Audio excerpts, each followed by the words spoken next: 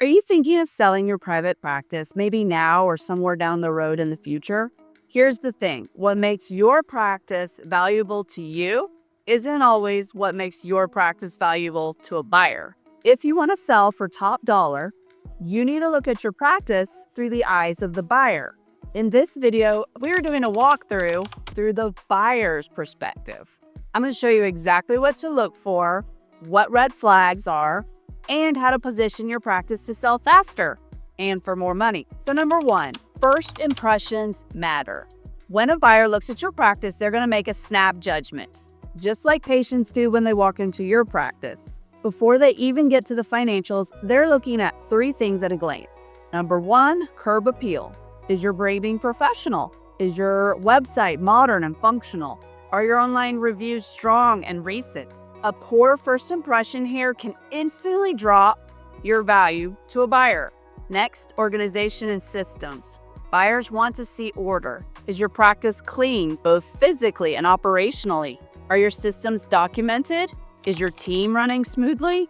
Practices with chaos and confusion are seen as risky. And last, they're looking at owner dependency. This is a really big one.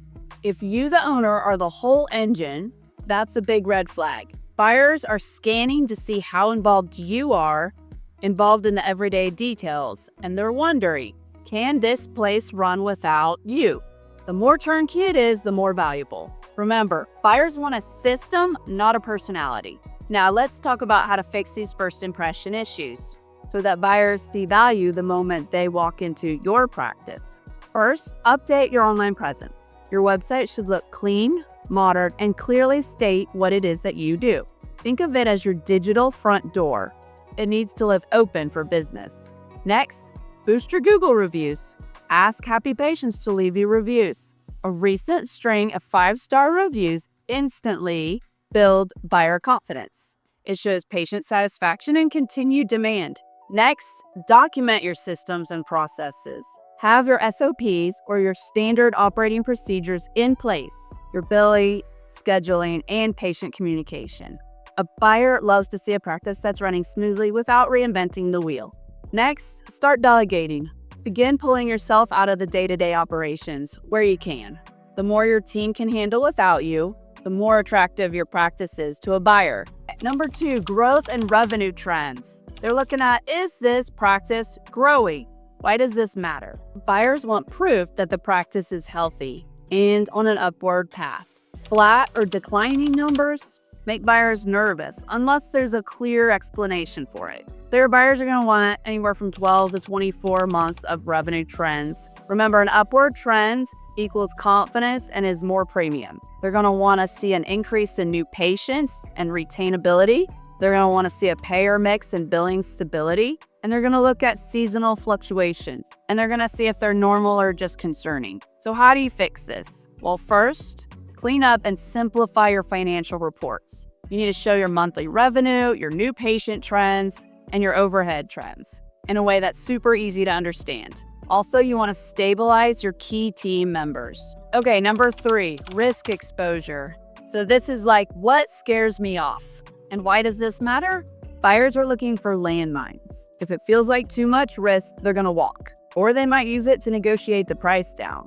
The key things here are owner dependency. Again, this is a big one. If you have any legal or HR issues, maybe pending lawsuits or high staff turnover, if you have expiring contracts or leases, maybe your documentation's poor, or maybe even an over-reliance on one source or payer, even though I don't really think that is a huge issue. So here's how you fix it. Make sure you're resolving all your legal or HR issues, transfer more responsibility to your staff, diversify your referral sources, make sure your notes are closed out, and your documentation's clear. Number four, the upside potential. Can I grow this practice after buying it? So why does this matter? Buyers don't just want a stable asset. They want something they know makes money and has room to grow. A practice that's good now but has room to grow looks extremely appealing. So areas to highlight when you're looking to sell include any unused space or services that could be added, marketing that hasn't been done. This is like your low-hanging fruit. Maybe opportunity to add a new provider or a specialty. and maybe demand in an area that hasn't been tapped yet. So here's your fix. Have a growth plan ready. Show the buyer where you would expand if you were staying, and highlight any missed opportunities that they can act on. So if you want to sell your practice at a premium, it's not just about what you see. It's about what the buyer sees when they walk through your door. From branding to systems to revenue potential, positioning your practice to sell is about turning it into a well-oiled machine that somebody would be super excited to own. So if you're serious about getting top dollar when the time comes, start making these moves now. Now, if you want to connect to discuss the first steps to getting your practice ready to sell, then click the link in the description and book a free one-on-one call with me. Can't wait to talk to you.